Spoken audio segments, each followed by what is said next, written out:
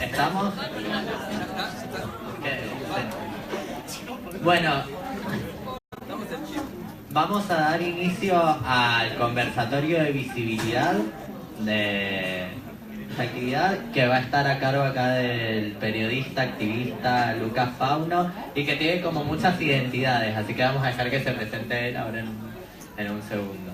Así que bueno, te cedemos la palabra. Gracias por nuestro cliente, gracias a los 9, que me voy a quemar la cabeza, obviamente. Gracias a todas, a todos, a todes por estar acá. Gracias por todavía bancarla. Estamos un poco quemados, pero lo que vamos a hablar ahora es de, bueno, como me presentó, mi nombre es Lucas Gutiérrez, me conocen como Fauno, estoy por la cara de cabra, si es por eso, y piloteable. Vamos a hablar de visibilidad y lo que propongo en este conversatorio es no solamente que hablen estas monstruas importantes que están aquí, sino que si alguien desea opinar, que también, que levante la mano, que sea un ida y vuelta, que podamos opinar todas, todos, todes.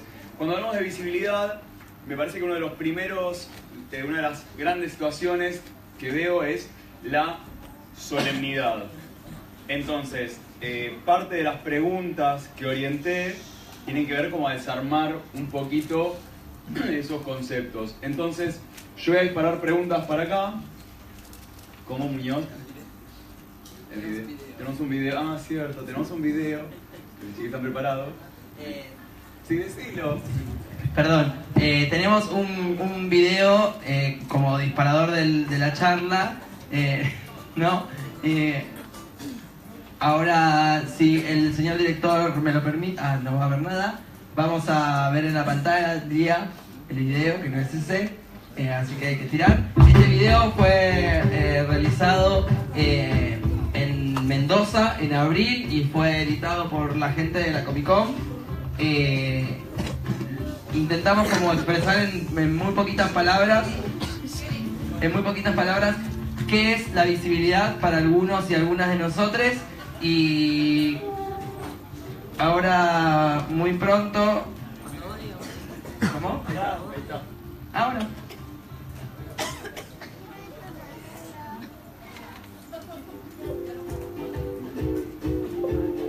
Para mí la visibilidad es dar atención y amor. Es abrirnos, es contarles al mundo que tenemos VIH. Es estar, es acompañar a ayudar, estar preparado frente a una necesidad que vivamos para es aceptarse uno mismo, poder encontrar a nuevos y nuevas pares. Considero que uno también tiene que estar preparado porque es un proceso. Tiene que tener mucha comprensión por parte de amigos, familiares, otros pares, inclusive, para tratar lo que se viene. Es una decisión fuerte, es una decisión importante, pero en el fondo vale la pena. Gracias a que uno es visible, o gracias a que yo soy visible, pude conocer otros pares que formaron parte de la red, y se sumaron gracias a que yo dije algo alguna vez, y nos tenemos que encontrar. Ese creo que es el objetivo, la red para encontrarnos.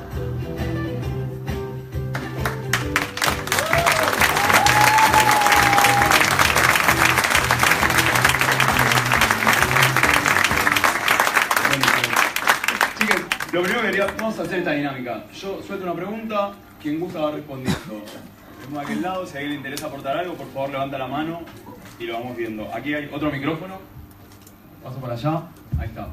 Lo que quería preguntarles es, más allá de esto que hablamos, de si bien todo lo personal es político, hay motivos que son como estos, que son los más políticos que decimos, ¿qué motivos personales, qué motivos más íntimos los han conducido a la visibilización?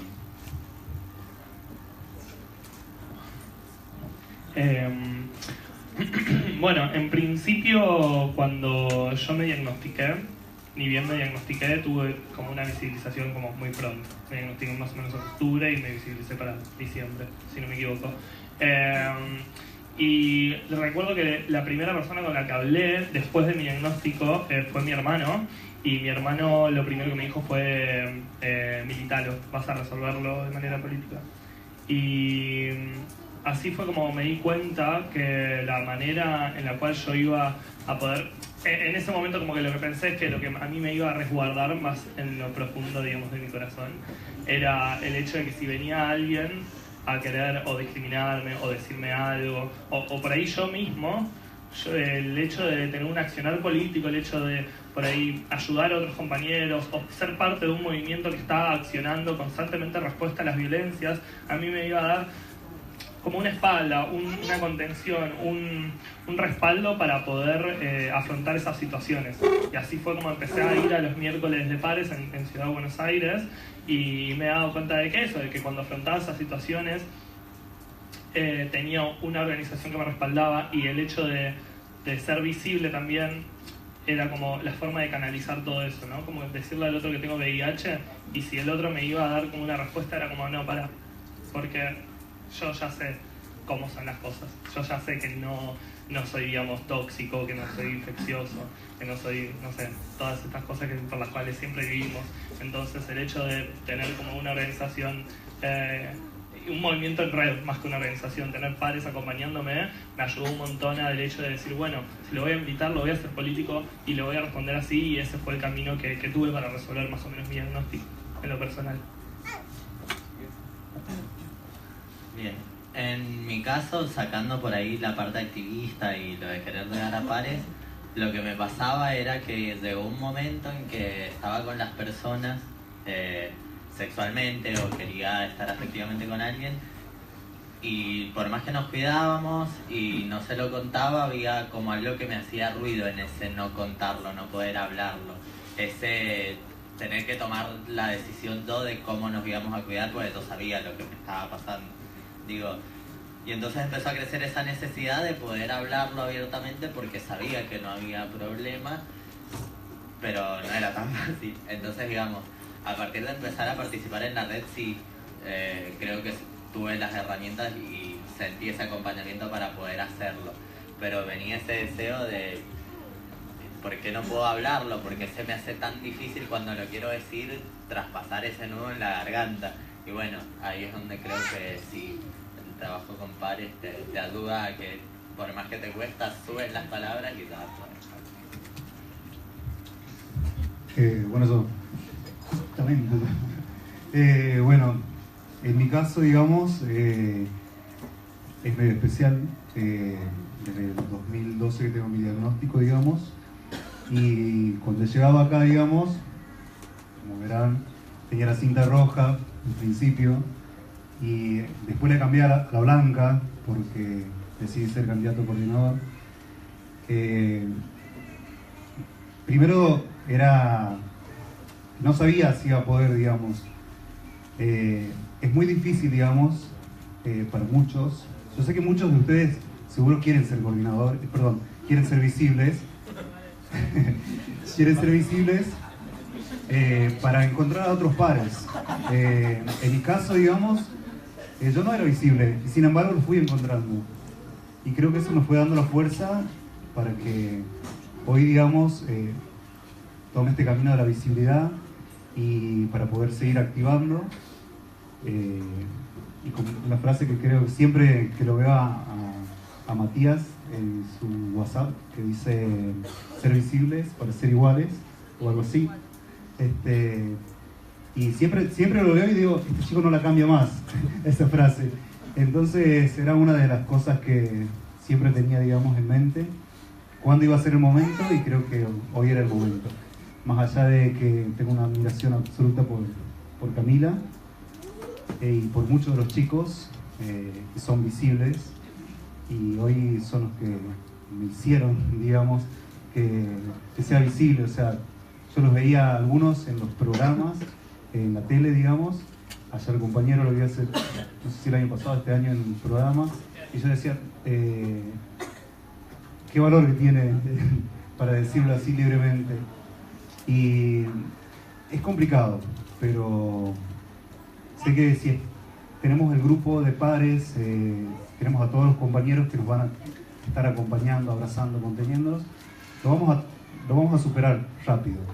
Va a ser lindo la experiencia, ¿sí? Nada, eso.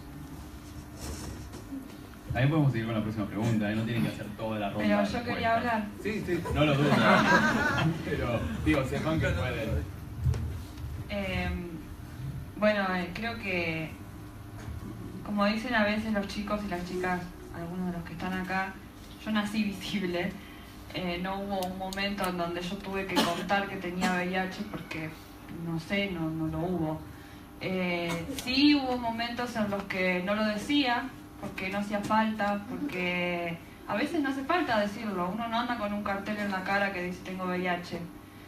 Pero a veces sí es necesario. Y yo recuerdo el primer encuentro de la red, que fue en el año 2011, yo no era visible, o sea, nadie sabía que yo tenía VIH en mi entorno, más que mi mamá y algunos amigos y mi familia, ¿no? Que lo vivía súper mal, mi familia paterna, que me deben estar mirando ahora en el Facebook. Un saludo. Creo que ese encuentro a mí me ayudó. Yo venía de una situación muy complicada. La adolescencia, transitar la adolescencia con VIH es complicada. Por un montón de razones. Creo que, como decían recién los compañeros, cuando uno conoce una pareja o uno se pone en pareja, uno empieza a querer construir algo con una persona, también en el plano sexual es difícil, ¿no? Porque sigue habiendo mucho estigma, mucho miedo, mucha discriminación. Fue eso lo que pasó, o sea, fue a través de una consecuencia que yo me hice visible y no se lo deseo a nadie. Yo en el momento en el que me hice visible tenía 16 años y tenía una pareja, un novio, que la familia se enteró que yo tenía VIH y nunca más lo vi, porque decían que yo tenía que estar con gente como yo. Obviamente estoy con gente como yo en este momento y estoy súper feliz. Y a partir de ahí dije, wow, si me pasa esto a mí, le debe pasar a mucha gente esto, a muchos chicos. En ese momento no había un grupo como lo hay ahora. Entonces quise ser parte de esto, quise unirme a esto y creo que eso. No sé, creo que a partir de ahí dije, no tengo más nada que perder. De hecho, no tenemos nada que perder diciendo que tenemos VIH. Porque si estamos seguros y seguras de que lo que tenemos no es nada malo, que en realidad la gente es la que está enferma, no nosotros, la gente que discrimina, creo que no hay nada que perder, más que el miedo. Y creo que eso fue lo que me impulsó a estar donde estoy hoy. Nada, eso.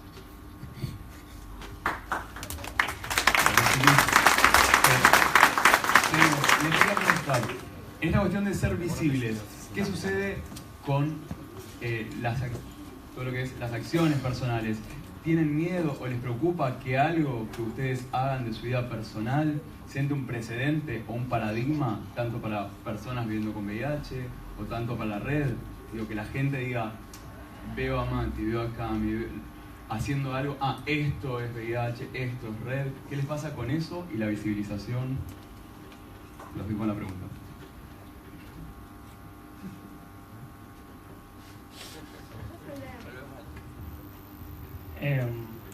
Yo creo que uno por eso también muchas veces se hace visible, ¿no? El hecho de mostrar el diagnóstico, mostrar que las personas viviendo con VIH nos enredamos, digamos, estamos constantemente en red, soportándonos entre nosotros. Como conté recién, un poco mi proceso de visibilidad fue decir, bueno, ahí está el miedo, voy toco la llaga. Pero por lo tanto constantemente, qué sé yo, los miedos están siempre.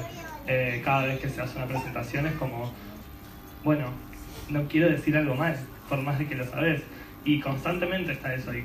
Pero yo creo que el proceso de empoderamiento, el proceso de esto, del aprendizaje con tus pares, te va dando el soporte, y en algún momento ya cuando te empezás a dar cuenta, por ahí la nota, y tenés que hablar lo más natural posible, hablas lo más natural posible, y ya todo eso que aprendiste de tus pares, todo eso que va desde... Yo creo que nuestro rol fundamental es llevar la voz de los compañeros, que algunos los tenemos acá, los que no tenemos acá también, llevarla a esos espacios en los cuales nosotros, por privilegios, tenemos la oportunidad de acceder. Entonces, ese es el transcurso, por ahí ese es el trayecto de la visibilidad, al cual yo personalmente no le quiero fallar. Eso es a lo que yo quiero representar, por ejemplo, cada vez que mi visibilidad se pone en juego. Sí, por ahí, para sumar un poco, el hecho de tener que ser la voz autorizada es una presión extra, ¿no? A la hora de en la visibilidad en sus diferentes estratos, cuando hablas con un medio, cuando conoces a una persona nueva en una red social, cuando incluso hablas con tus mismos pares. Me parece que ese miedo a ver qué se dice o cómo se dice es una presión extra con la que es una no sé si obstáculo o barrera, es algo más con lo que tenemos que trabajar a la hora de construirnos como personas. Y no está ni bien ni mal, simplemente es algo que tenemos que tener en cuenta y pensar a la hora de expresarnos, y que el otro, la otra edad, como dice Lucas, también tiene que tener en cuenta que más allá de uno poder hablar más abiertamente de su propio VIH, nada, puede decir cosas con las que el otro no esté de acuerdo, la otra no esté de acuerdo, y no significa nada. O sea, sí, eso, en resumen, uno tiene, creo, una presión extra de ver qué dicen el resto de los que sí dicen que tienen VIH. Sí, igual creo que, como decía recién Matías, uno intenta cuando está en estos lugares ser políticamente correcto porque te enseñan que es así y porque en algunos lugares tenés que ser así. Es horrible ser políticamente correcto en realidad, pero a veces es necesario, porque es necesario ser de diferentes maneras con diferentes personas y lugares. Y también quería agregar que está la presión de que, bueno, tenés VIH, sos la cara visible, tenés que estar bien siempre, tenés que estar bien de salud, tenés que hacer buena adherencia, tenés que tomar los medicamentos, tenés que dar un mensaje que a la gente le llegue y que esté bueno, digamos, y que le sirva a tus pares. Y tenés que decir que está todo bien la mayoría de las veces, tenés que decir que, para la gente que no tiene VIH, tenés que decir que estás bien, que vivir con VIH es como si no tuvieras nada, o como si tuvieras, no sé, diabetes o, no sé, otra cosa. Y no es así, o sea, muchas veces no es así. Yo quisiera que en algún momento en estos lugares también esté gente que diga, no, yo no hago adherencia, no estoy tomando la medicación, y que también puedan estar en estos lugares. De hecho, hay, pero eso, quería agregar. Chiquis, avanzando, les quería preguntar sobre esto. Hay un imaginario de las personas viviendo con VIH. Me gustaría que me cuenten un poco cómo lo han leído ustedes y cómo desarmarlo. Esto por ahí que decías vos, Camila, ¿no? De cuando uno se visibiliza, está como el que piensa, bueno, que estés bien, los que están esperando verte mal. ¿Cómo han leído ustedes los imaginarios y cómo los desarmamos? Bien. En particular en mi experiencia en Mendoza y lo que he podido ir viendo, pasa que hay como una abstracción de las personas que vivimos con VIH como sujetos que existimos en los libros, o ese caso oculto que en aquella familia de la que no se habla muy bien, y de repente con todo este tema de la visibilidad y pararse frente a grupos o ante personas y decir, yo tengo VIH, soy Sergio y me pasa tal y tal cosa, es como que muchas veces noto que la reacción de la gente es como, wow, era una persona. Como de repente salir de ese plano de abstracción a decir, bueno, no era un virus flotando en el universo perdido, sino que de repente está en una persona que tiene sentimientos, sueños, un montón de cosas, y que normalmente en el VIH las personas que no lo tienen no perciben que es así.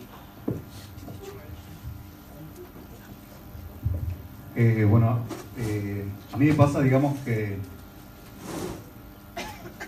pensaba antes de tener el virus, digamos, lo miraba desde afuera, que solamente se daba en las grandes ciudades, que en las pequeñas ciudades no se daba, o que solamente le pasaba a las personas de escasos recursos, y que a mí nunca me iba a tocar. Y me tocó a mí, después le tocó a un familiar, le tocó a otros amigos, y esa mirada que tiene el otro, digamos, influía bastante. Y sí, ya me hiciste perder. Pero bueno, me haces perder, pero nada, qué sé yo. Pero No, en realidad pensaba que se daba en grandes ciudades, en otros países, que nunca me iba a tocar, digamos, en Santiago del Estero. Yo digo, no pasa nada en Santiago, solamente hay chagas en Santiago, porque es una verdad. Pero, sin embargo, tenemos un montón de pares en Santiago que no han llegado a la red y que no sé si van a llegar. Y nada, eso.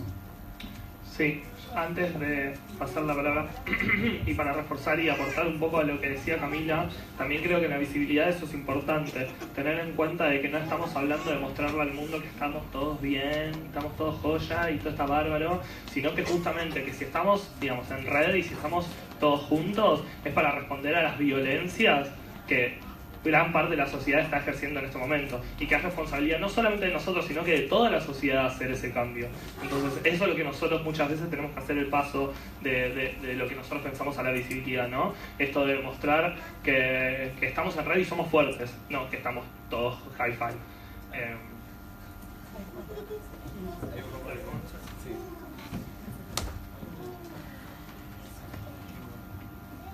Bueno, yo quería contar que el año pasado fue mi primer encuentro.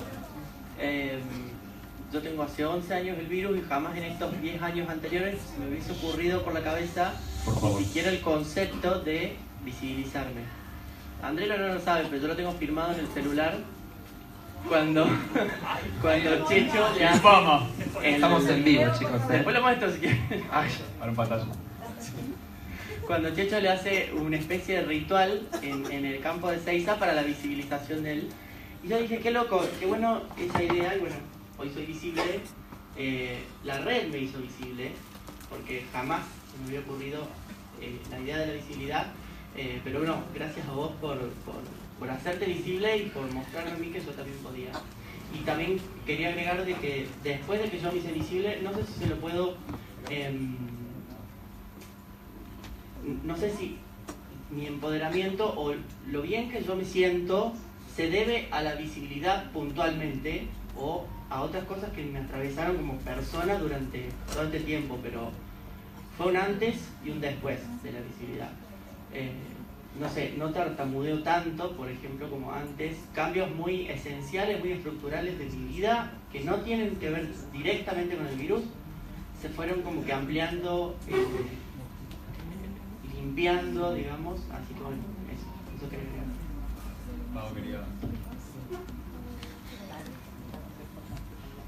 Sí, yo quería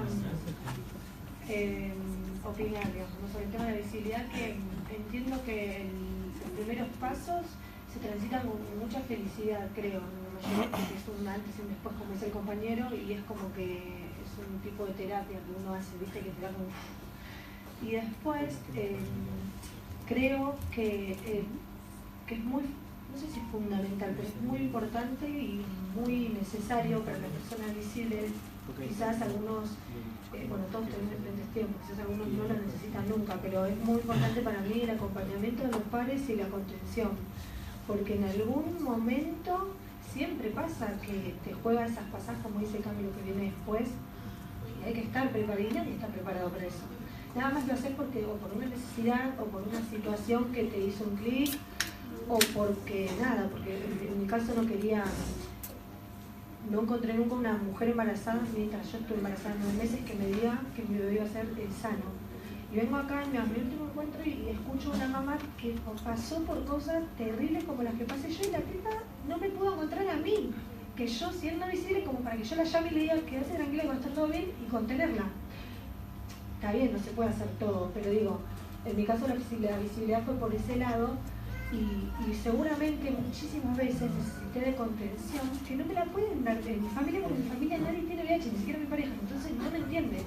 Me intenta, y nada, creo que no tienen que soltar a los compañeros visibles, pero en ningún momento, bajo ningún punto de vista, porque ellos, no se trata de dar la cara, que están dando la cara por ustedes, porque ellos lo deciden, sino que lo necesitan, los necesitan a todos. Seguimos. Les quería consultar, siempre que hablamos de visibilidad, y en un montón también de cuestiones, siempre se habla de pares y se habla de personas viviendo con VIH. ¿Qué podemos aportar y qué podemos opinar acerca de responsabilidad o tareas o acompañamiento que pueden generar las personas que no están viviendo con VIH en estas situaciones? Bueno, yo creo que si estamos reunidos acá hablando sobre visibilidad o no visibilidad, es una consecuencia de que las personas que no viven con VIH estigmatizan y discriminan a quienes sí vivimos con VIH. Entonces me parece que más allá de lo que podamos charlar, de la responsabilidad del Estado, de la responsabilidad de la sociedad en general, la sociedad que no vive con VIH es la principal causante en que nosotros tengamos que estar charlando de esto acá y que realmente sea todo un paso poder decir abiertamente que vivimos con VIH. Y creo que eso responde un poco la pregunta a cuál es la responsabilidad. Pero una cosa es la responsabilidad y otra es cómo hacer para que esa gente sepa que lo está haciendo mal. Y ahí sí la responsabilidad es del Estado. Totalmente del Estado, de llevar la información. Pero también nosotros como organización de la sociedad civil y como personas que luchamos por esto, por la visibilidad de que vivir con VIH no debería ser causal de discriminación.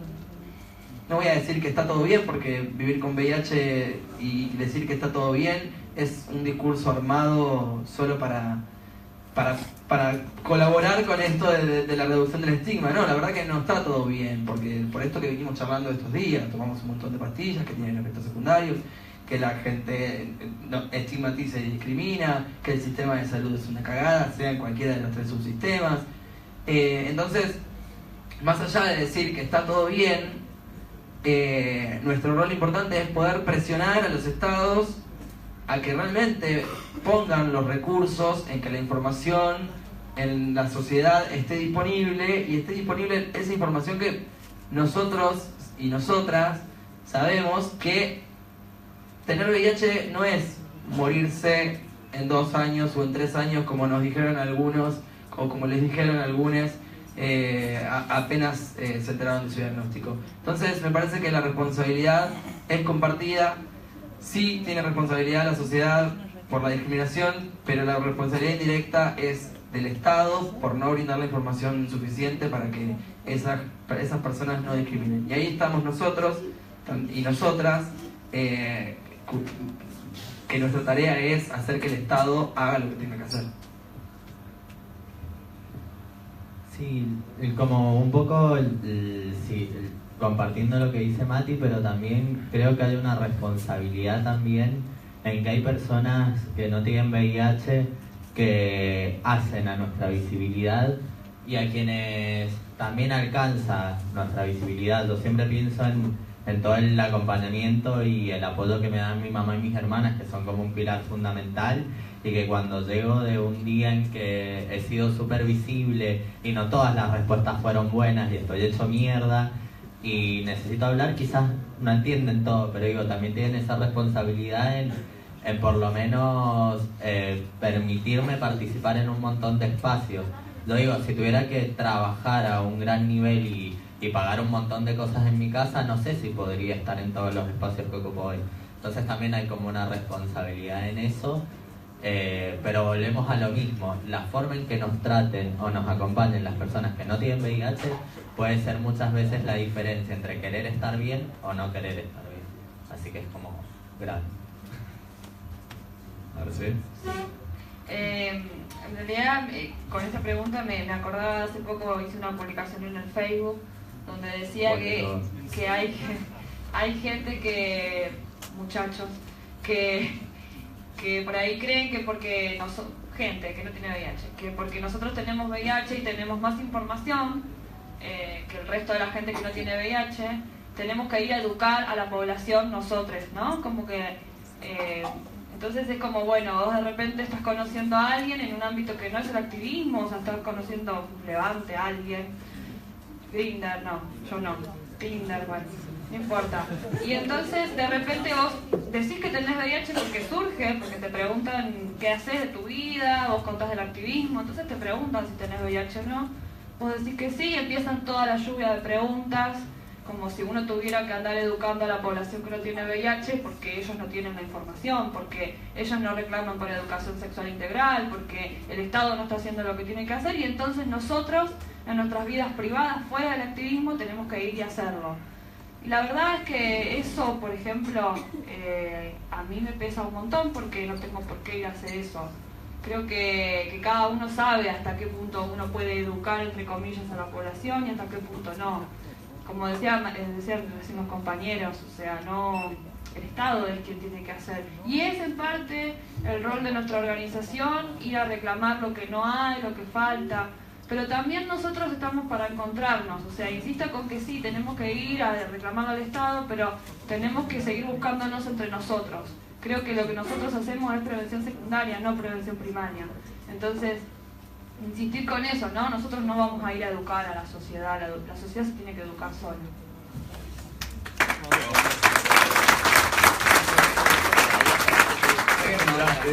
Ya que nombraste a Grindr, Camila.